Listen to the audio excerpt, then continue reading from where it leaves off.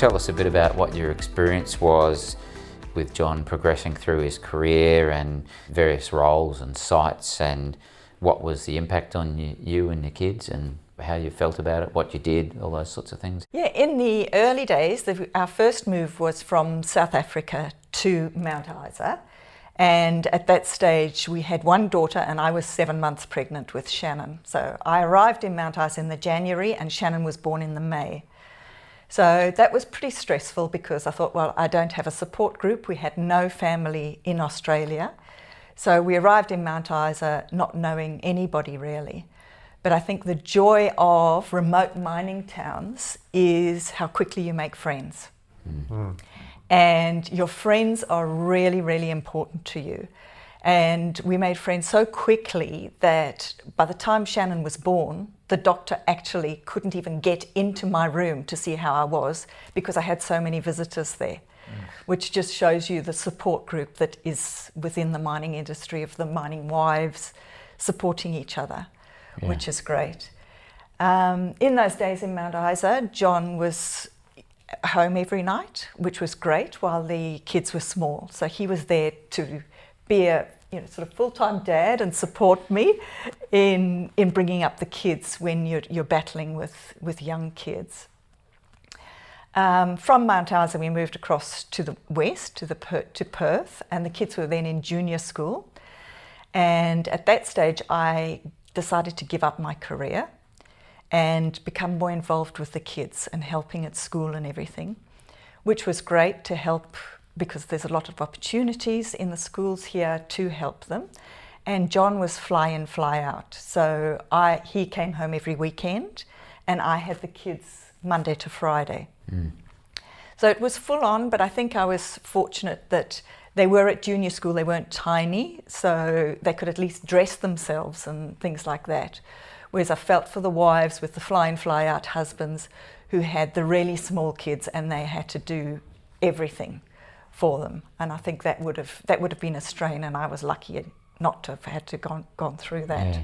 Mm. Then from Perth we moved to London. Yep. And by this stage Joanne was entering into high school, so we had one at the beginning of high school, so that was a bit stressful trying to find schools and things. Going to a new country, a new town where you know nothing, and I had to spend a lot of time researching schools, and mums always worry about the kids and their education. But went over there, and one thing I learnt, don't worry about your kids because they make friends really fast. Yeah. So that was our first really big move with kids, again not knowing anybody in the UK and not having a support group. But the kids settled down really, really quickly and they just blossomed. They loved the history of London and it was interesting to see how they grew. So, that was really great. And then after London, we moved back to Australia. Yeah, and to Queensland. When we moved back to Australia, there was a lot of things against me because I was moving Joanne just before she was going into her final years of education. Mm. And people really sort of looked down on me in a lot of ways, moving her at that stage. But again, as I say, no worries about the kids because she moved, and I told the people in the UK, O-levels aren't everything. They mean nothing elsewhere in the world. Mm.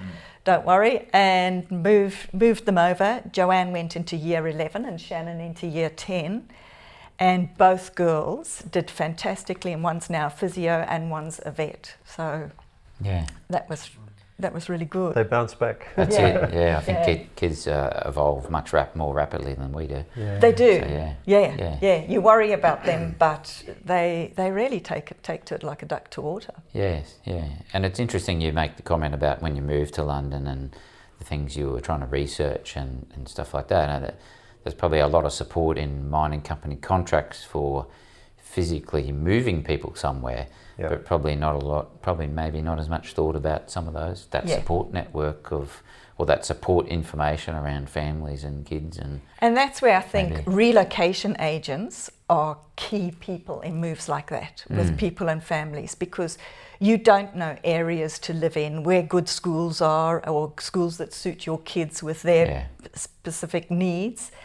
And a relocation agent is a huge, huge help. Yes. And unfortunately for that move to London, we were offered one too late. I'd done all the work and they said, yes, you've done a good job. I thought, well, Yeah. I could have a job as a relocation agent. Sounds like my new job. Yeah. Yeah.